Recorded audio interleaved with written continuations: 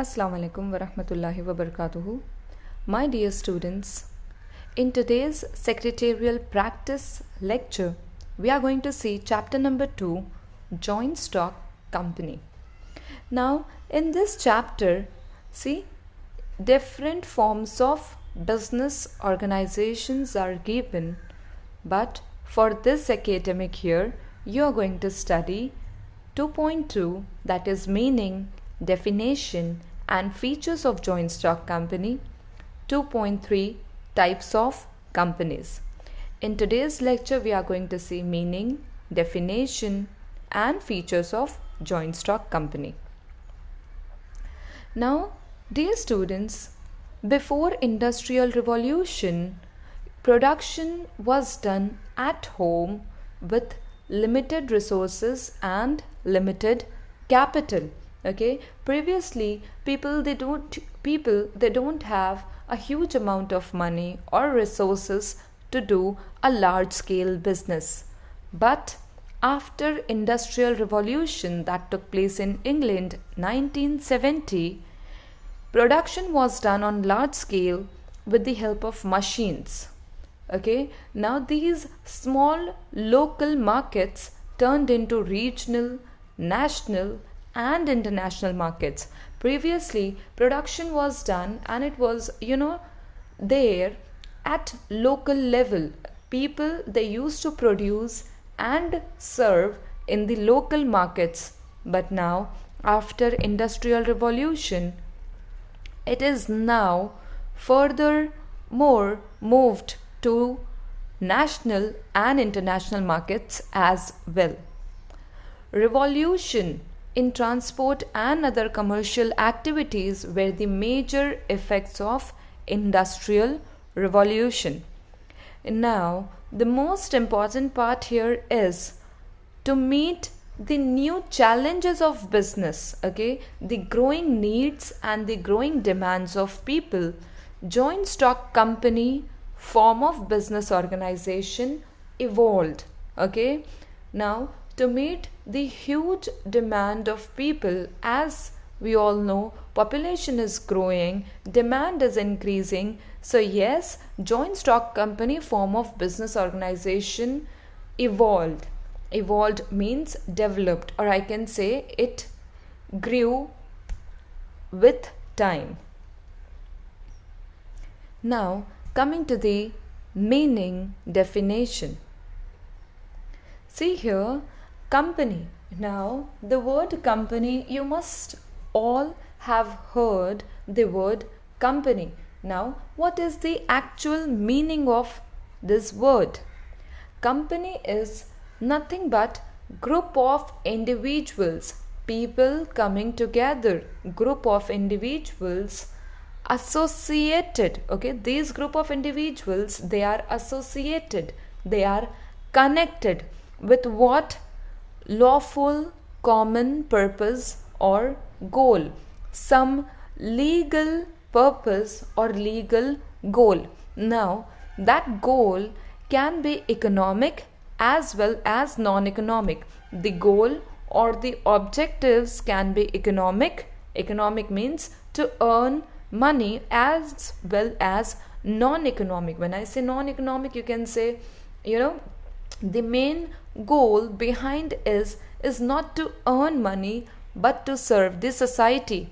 So now, when I say economic as well as non-economic objectives, this could be achieved by doing business, charity, research, sports, art, entertainment, etc. So now, company is group of individuals associated with some lawful common purpose or goal. In simple words, I can say that a company is a voluntary association of persons for carrying some business and sharing the profits therefrom. Now, see, we are going to see these words in detail. A company is a voluntary association.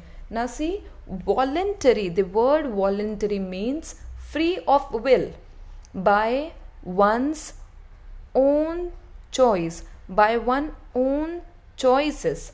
And association is nothing but a group of individuals. Association means organization of people with some common purpose. See, we have already seen previously, company means group of people coming together. So yes, a voluntary association of persons mean a group of individuals joined together on the basis of some common objective. See here, it's written, for carrying some business and sharing the profits therefrom. Therefrom means from that place, from that company or from that business.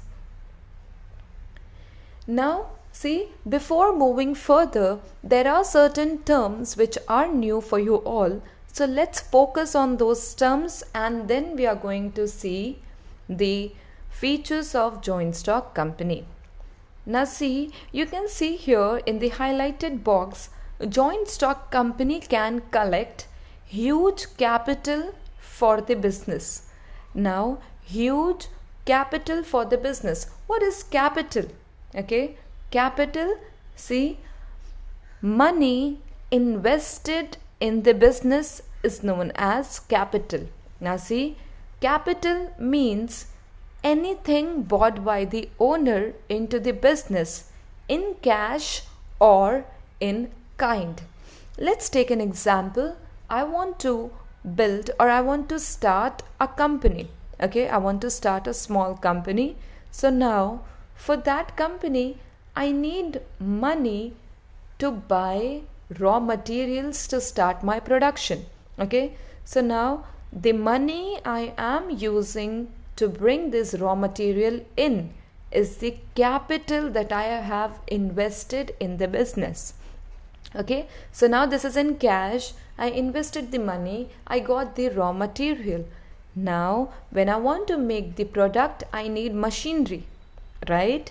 So now when I got the machinery into the business, the building, the place where I'm doing the business, all together is termed as capital. That is the money for the raw materials and the machines that I have bought into my business is my capital. So now see here in the example, you can see the building, the vehicles, the machinery or the cash. These all are termed as capital. So now joint stock company can collect huge capital for the business. Now how a company can collect huge capital we are going to see. Now see again in the highlighted box, the capital of company is divided into small number of indivisible unit of fixed amounts. These units are known as shares. Okay, now again taking an example, as we have seen in the meaning, a group of people coming together to do business. Okay, company is nothing but an association or a group of persons. So now let's say me along with the 9 other persons, all together we are 10 and we decide to start a company, a small company with 10 members. So now when each of us will get something, right? Each one of us will bring some money into the business. Let's say each one of us are getting 10,000 in the business. So now 10,000 into 10% is 1 lakh rupee, right? So now this 10,000 is my share which I have invested in the company. See, you can see here in the image, you can see each one is getting their share. Share means a share in the share capital of a company. So now the money that I'm getting into the business is the share capital of a company. Share is a smallest unit in the share capital of a company. Now you can see here how many boxes are here? 4, 4, 8, 4, 12 and 4, 16, right? Let's say 16 people, they have come together to start a company. Now when I remove this one small square box, that is my share, smallest part of total share capital. Okay, now company gets, when I say I'm going to get a share of a company, that means I'm going to give money to the company and company is going to give me share in a form of share certificate, which you will be studying in detail. Now see, capital is invested by large number of persons. A person who purchased share is known as shareholder. See, you can see here in the image, all these people, they have come together to do some business. So all these persons whose share is there in a company are known as shareholders of the company. Now, when I have invested my money in the company, can I say I am the owner? Right? So yes, shareholder is a part owner of the company. As these persons have invested the amount in the company, they become the owner of the company. Now, the ownership of the company is with shareholders. We have already seen, I have invested the money, we people have started the business, we are the owners. But day-to-day administration is in the hands of director. Administration means they control the regulation, or the management is in the hands of directors. Now who are directors? We have seen the shareholders. Now who are directors? Directors are the elected representatives of shareholders. Elected representatives means they are selected by shareholders to do day-to-day management of the company. The directors are collectively known as board of directors. When 2 to 3 persons, see, shareholders are large in number, they are scattered all over, they are there all over. So now, to look after day-to-day administration, day-to-day management of the company, they appoint 2 to 3 directors. All these 2 to 3 directors collectively known as board of directors. Now, once the business is started, company starts earning profit.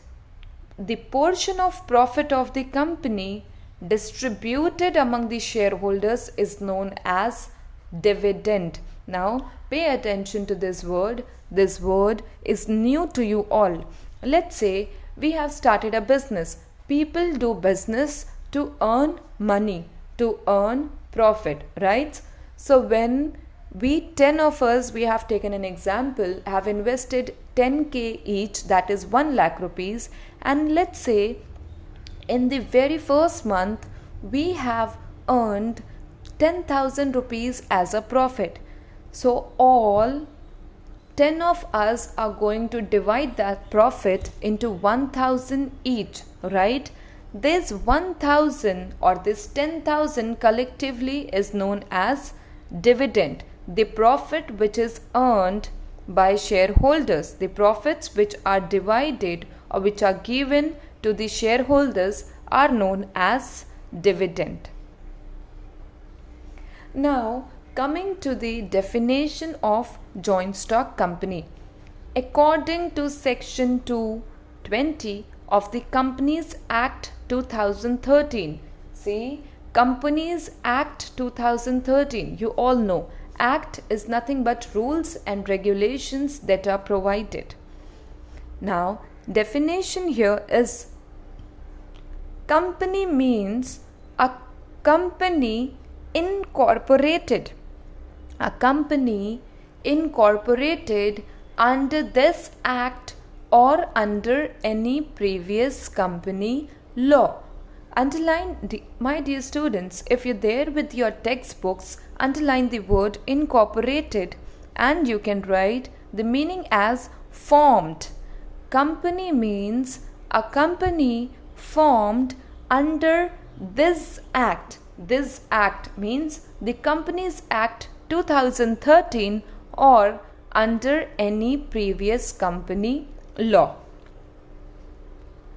Now, coming to the most important topic of the chapter, that is features of joint stock company. See, there are 12 features of joint stock company which we are going to see in detail. The very first and most important feature is voluntary association. Voluntary association of persons, we have seen in the meaning, right? Coming together, coming in front with one's own free will.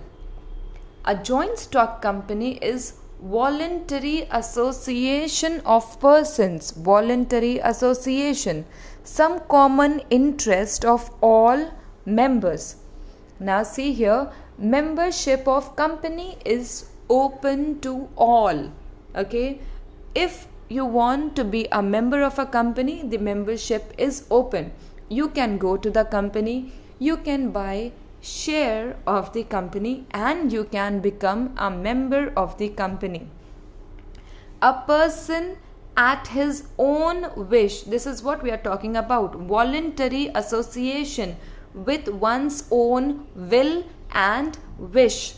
A person at his own wish can become or leave membership of the company subject to the provisions of Articles of Association of the company.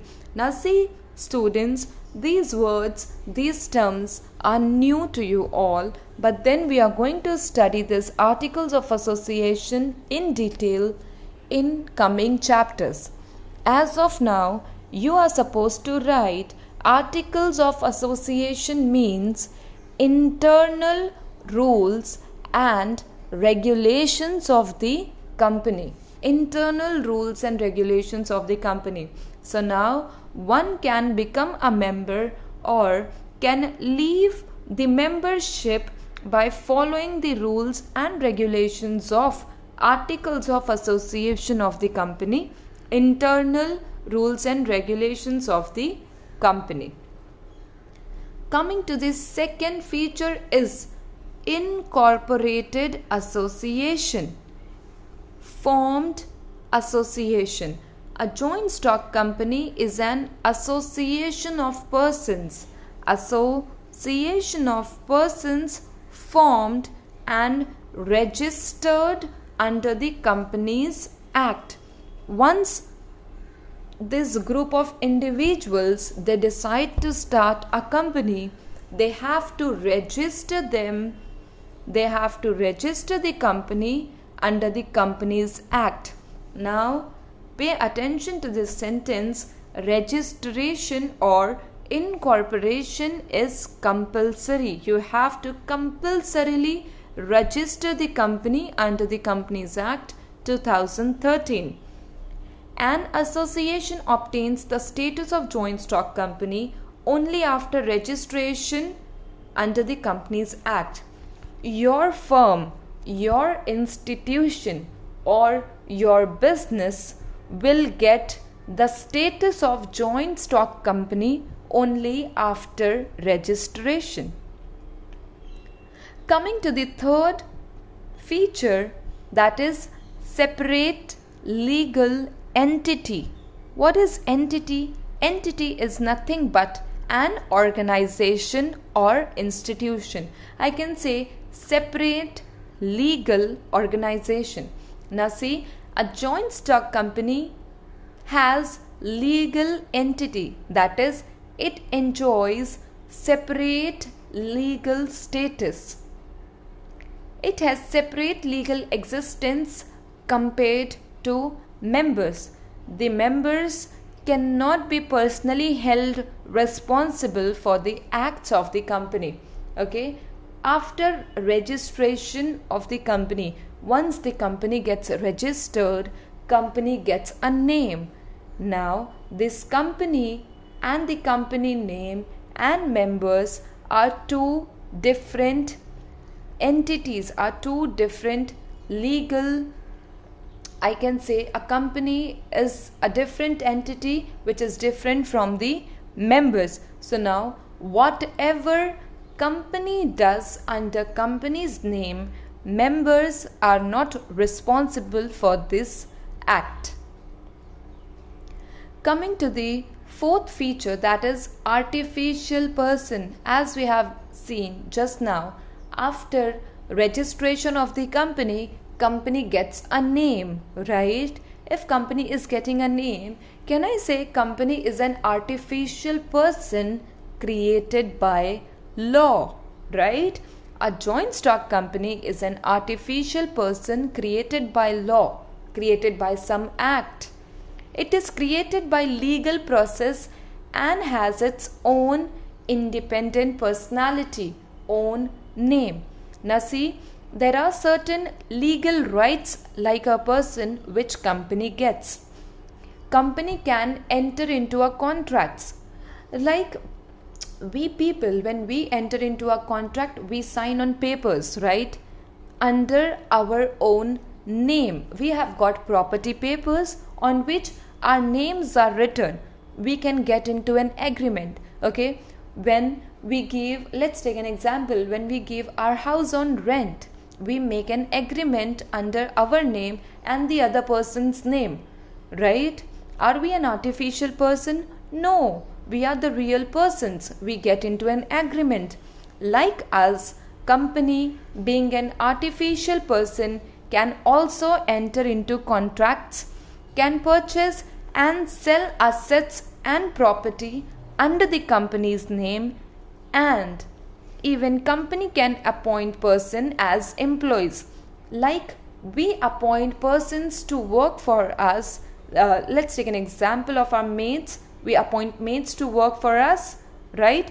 That way company appoints persons as employees to work therein. Coming to the fourth feature is perpetual succession. Perpetual means never ending, or I can say continuous. What is succession? Underline the word succession and write cycle, continuous cycle or never ending cycle. A joint stock company has perpetual succession, that is, in simple words I can say continuous existence. Its existence is not affected by death, insolvency or retirement of any of its member. If a person working in a company retires, we can appoint another person on that place, but company will not stop. Company is going to have continuous existence no matter what. If the person dies or a person get insolvent, that is bankrupt, or gets retired after certain period of time, we can bring in the same place another person. So I can say there is continuous existence of the company. A joint stock company enjoys a very long and stable life unless it is wound up by following the proper legal procedure. Wound up, underline wound up, closing. Okay, once you decide to close the company or close the business, you wound up by following legal procedures. Coming to the sixth feature is common seal. See, we all have our own unique signatures, right? Those signatures are our identity, right? Likewise, common seal is a signature of the company. A joint stock company being an artificial person, you can't expect a building, a company to sign. Of course not. So now, a joint stock company being an artificial person signs in the form of common seal. Okay? It has a device in the form of common seal which acts as a signature. Now you can see the stamp. You all have seen different kinds of stamps on the paper, right? Those stamps are nothing but the signatures of the company. It is affixed on all the important documents and contracts of the company. Affixed, pasted. It's always there on all the important documents of the company. Now, once the stamp gets affixed on the paper, that is pasted on the paper, usually two directors and the secretary sign the document just for the confirmation that yes, this seal is of the company. So now common seal is nothing but, you can say, a signature of the company. Limited liability. Now this point, kindly please focus on this point. Now see, liability, you must have heard these words in accounts. The liability of shareholder of a joint stock company is limited. Now see here, once let's say I have invested or I have bought shares of the company by paying 1000 rupees. Okay, but now company is going in loss and company has occurred loss of 2000 rupees. Company cannot ask me to get more 1000 rupees. Why? Because my liability is limited. It's there only up to the amount of the share I have paid in the company. The liability of shareholder of joint stock company is limited. It is limited up to the unpaid part of face value of shares, unpaid part of face value of shares held by a shareholder. Now see, shareholder is liable to pay only the unpaid amount of his shares, if any. Shareholder is not concerned with debts and liabilities of the company. We have already seen personal property. Company cannot ask you to get the to sell off or to get the amount from your personal property. Coming to the eighth feature is separation of ownership and management. We have seen in the starting itself, members, shareholders, they appoint 2 to 3 persons to do administration of the company, right? So here comes separation of ownership and management. This is again one of the most important feature of joint stock company. See, ownership is separated from management. Shareholders are real owners of the company. However, they are unable to manage the day-to-day affairs. Now see, there are large number of people. We have seen a joint stock company can collect huge capital from thousands of members. They are large in numbers. They are scattered. One can be at one place, the other can be on another place. So they are large in number. They are scattered. They keep changing because shares are transferable. This share transferability we are going to see in the coming feature. So they elect board of directors to look after the management of the company. All policy decisions are taken by board of directors. Coming to the ninth point, transferability of shares. Once I have purchased shares of the company, let's say today I bought a share of a company by paying 1000 rupees. So now what if I want to sell this share of the company?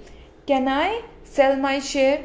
Yes, the shares of public company are freely transferable. I can sell the share documents to the other person. A shareholder can sell shares as and when he desires. Membership comes to an end once the shares are sold. Shares of private company are not freely transferable.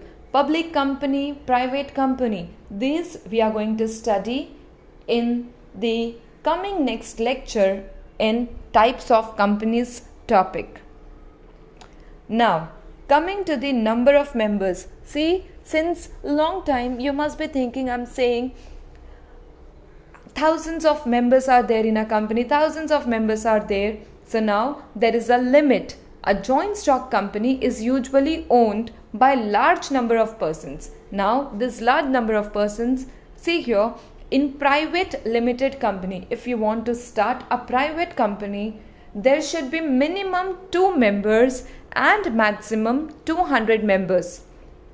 And if I want to start a public limited company, minimum 7 members and maximum there is no limit. 7 members. If I want to start any public limited company, minimum 7 members should be there and there is no limit on maximum membership. Coming to the 11th feature, which is capital. We have seen this word capital, money invested in the business, or I can say company when collects money from general people, that amount is known as capital. A joint stock company can raise huge capital due to large number of members. Huge amount of capital can be collected by the company in the forms of shares, debentures, bonds, public deposits. Now see, these all terms again you are going to study in detail, but as of now, just to understand, these are nothing but investments done by general public in the company. Shares is a kind of investment. Debenture, bonds, public deposits, these are investments. These are money. These are investments in which general people, they give money to the company. Now, joint stock company can obtain loans from banks and financial institution. If a company wants capital, company can get the same from banks and other financial institutions. And now coming to the last part is government control. When we say registration of joint stock company is compulsory, that means you have to go and you have to register the company, there comes government control. A joint stock company has to work under government control and supervision. See, when there is compulsory registration, once you register the company has to follow the rules and regulations given by company law, right? So now in that rules and regulations, company has to file a copy of statement of profit and loss, balance sheet and other financial statements with the registrar. Registrar is a person with whom you go and you register the company. See, you have to maintain after registration, after giving all the documents, company has to maintain proper books of accounts. Now, after maintaining these books of accounts, must be audited, must be checked. Now, what all works company is doing, what all transactions must be checked. And now, if a company does not fulfill these statutory obligations, it is penalized. There is a penalty if company does not follow the rules and regulations. This control is essential to protect the financial interest of small investors. When we invest money in a company, it's very important to safeguard our interest, and this is done with proper government control. Okay, with this we come to an end for today's lecture. Thank you.